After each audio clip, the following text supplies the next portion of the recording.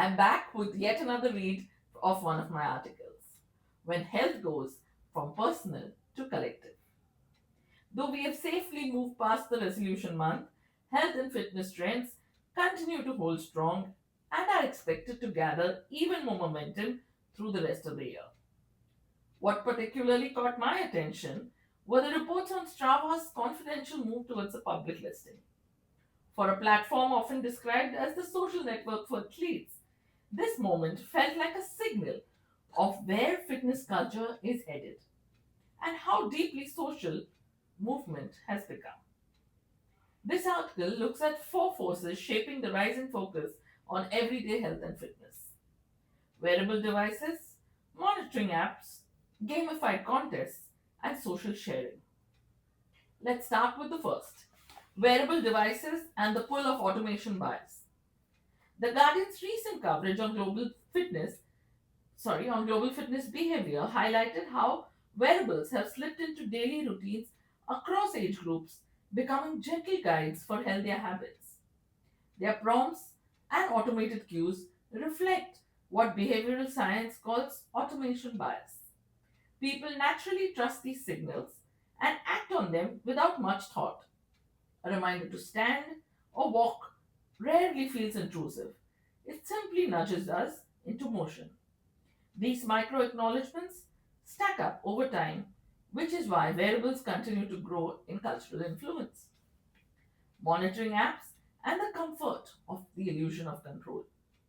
The New York Times, in its report on the rise of personal health tracking, noted that people feel more in command of their well-being when they check their apps based summaries when they check the app-based summaries of steps, sleep, and activity patterns. This speaks of the illusion of control. The visual reassurance of charts and streaks creates the sense of steering one's own progress.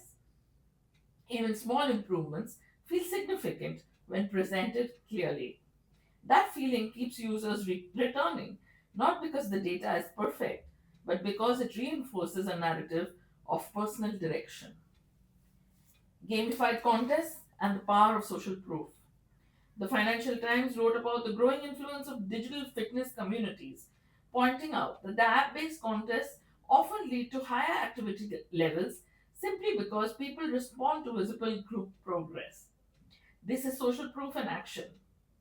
When users see others adding steps or climbing leaderboards, they instinctively treat that activity level as the norm and adjust their own behavior.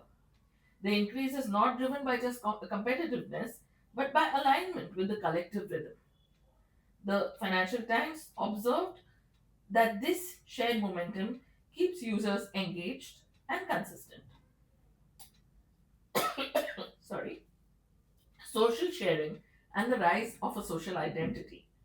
The Washington Post explains how social platforms have shifted the tone of fitness by tuning everyday workouts into shared experiences.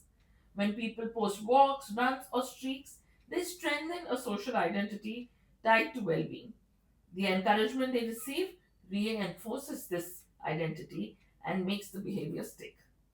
Fitness becomes communal. It becomes a conversation shaped by small wins and shared visibility. The shift was especially visible during the recent Mumbai Marathon, which spread across Instagram and LinkedIn, with runners sharing reflections on discipline, resilience, and the lessons they carried from training into their personal and professional lives. The way these narratives traveled across platforms showed how movement now lives in the intersection of community and self expression.